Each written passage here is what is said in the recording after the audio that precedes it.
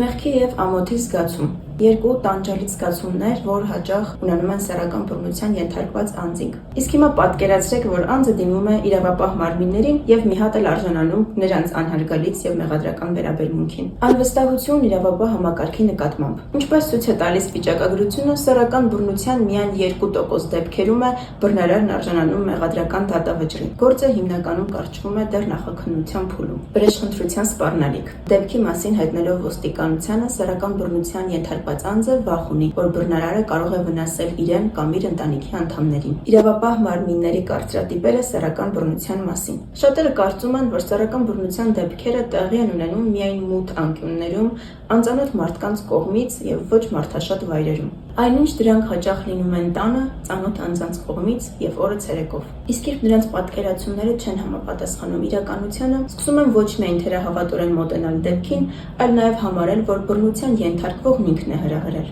Ապացուցման բեռը։ Սեռական բռնության ապացուցման բեռն ընկած է սեռական բռնություն վերապրած անձի վրա։ Շատերը հոգեպես պատրաստ չեն այդ ծանր եւ դժվար գործընթացին։